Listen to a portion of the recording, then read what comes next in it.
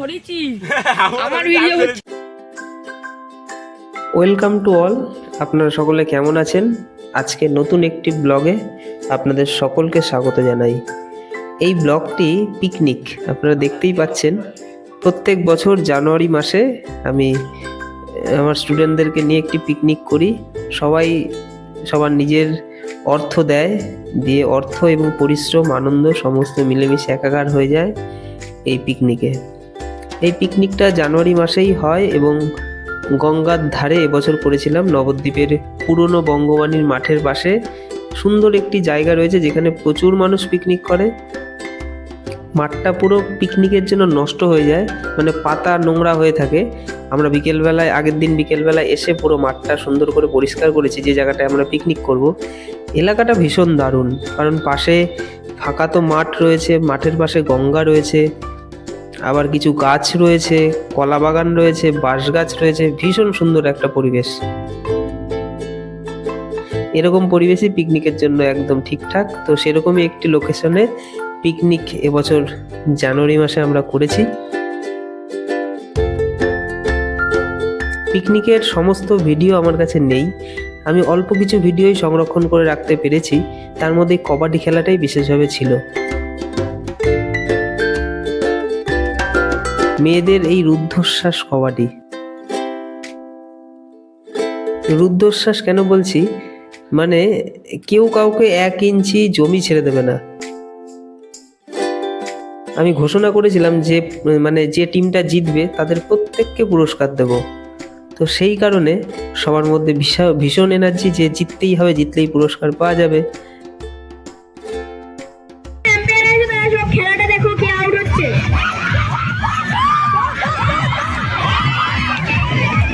সবুজ সঙ্গ টিমের রিয়া আউট হয়ে গেছে।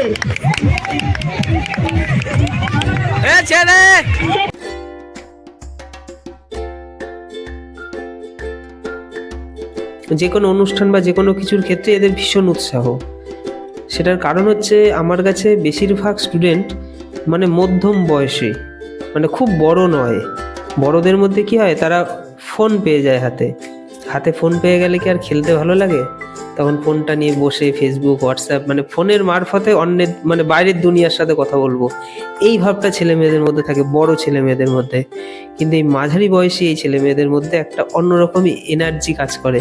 তারা খেলাধুলা, গল্প, আনন্দের মধ্যে মেতে থাকতে পছন্দ করে।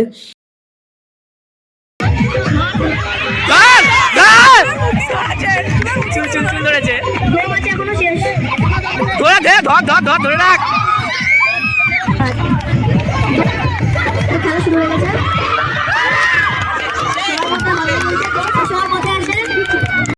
হবে হবে।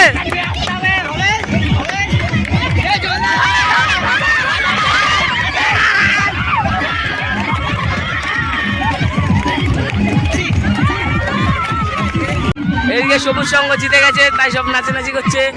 এই যে হারাবাটি হেরে গেছে। নাচ নাচ, এরা সব হেরে গেল। আরে ঠিক আছে, ঠিক আছে, মেরে দেবে তখন। নাচ নাচ ছেলে বলে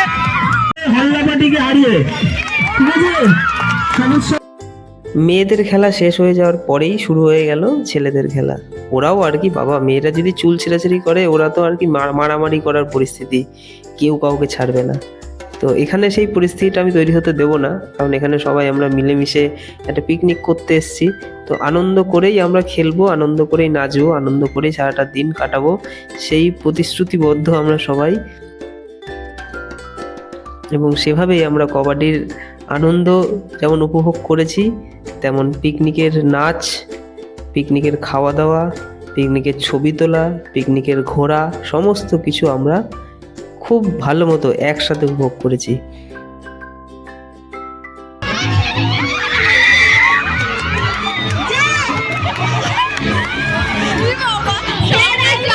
ওরা আর কি প্রথমে এসে আর কি এদিকে ওদিকে সব ছুটছিল, মেয়েরা মেয়েদের মতো, ছেলেরা ছেলেদের মতো, এদিক ওদিক, নতুন একটা জায়গা দেখি কেমন।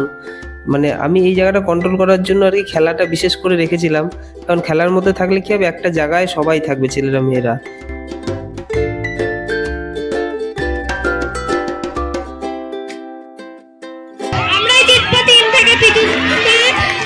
চিন্তা মাথায় ছিল যে নতুন একটা জায়গা, বাচ্চা মানুষ, এরা সবাই এদিক ওদিক ছুটবে।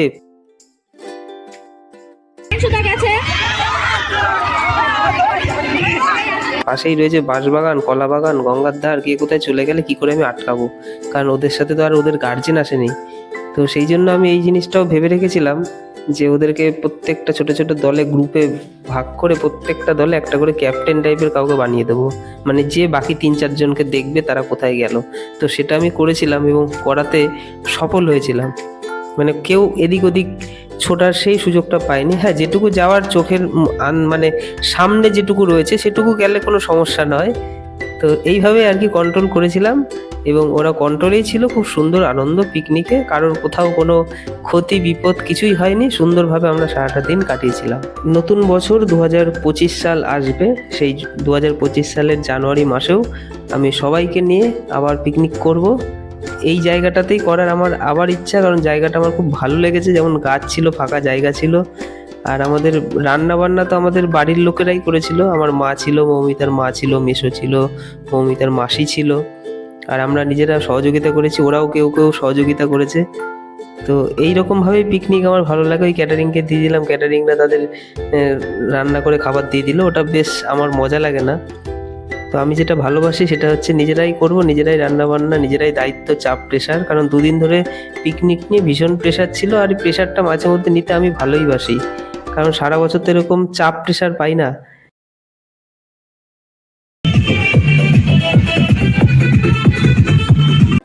ওরা যেমন খেলাধুলা করেছে তেমনই আবার নাচানাচিতেও সব এক্সপার্ট। ভীষণ আনন্দ করেছে, ভীষণ নেচেছে। পরে আমাকে ফিডব্যাক দিয়েছে, স্যার ভীষণ আনন্দ হয়েছে, আবার কবে পিকনিক হবে। কারণ কোনো একটা জিনিস আসছে আসছে ভালো লাগে, একবার এসে গেলে তখন তো শেষ হয়ে যায় জিনিসটা। তো পিকনিক হলো, আনন্দও করলাম, শেষ হলো। আবার সামনের বছর মানে 2025 সালে জানুয়ারি মাসে আমি ওদেরকে নিয়ে আবার পিকনিক করব, এটা আগাম বলে রেখেছি ওদেরকে। এবং এবছর পিকনিকে ওদের থেকে টাকাটাও কম নেব, সেটাও বলেছি। বাকি টাকাটা আর কি আমিই দেবো। সেটার কারণ আমি বিগত ভিডিওগুলোতে বলেছি, আপনারা সেই ভিডিওগুলো দেখে কারণটা ফাইন্ড করে নেবেন কেন আমি ওদের থেকে টাকা কম নেব বলেছি। আর যদি জেনে থাকেন কমেন্ট করবেন টাকা কম নেওয়ার কারণটা। তো পিকনিক আমাদের ভীষণ আনন্দ হলো।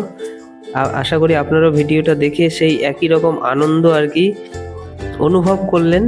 পিকনিকে আপনারা অংশগ্রহণ করতে না পারলেও আপনার ভিডিও দেখে পিকনিকের ভাইব আশা করি অনুভব করতে পেরেছেন। সারাদিন আমাদের এই হইচই হট্টগোল আনন্দের মধ্যে দিয়ে দিনটা কাটলো, ভীষণ ভালো কাটলো। আমাদের আজকের এই ভিডিওটা ছোট্ট একটি ব্লগ পিকনিকের আপনাদের কেমন লাগলো আপনারা কমেন্ট করে জানাবেন। আর চ্যানেলে নতুন হলে চ্যানেলটাকে সাবস্ক্রাইব করবেন এবং পেজটিকে ফলো করবেন। সবাই অনেক ভালো থাকবেন। আপনাদের সাথে আমাদের আবার দেখা হবে নেক্সট অন্য কোনো একটি ভিডিওতে।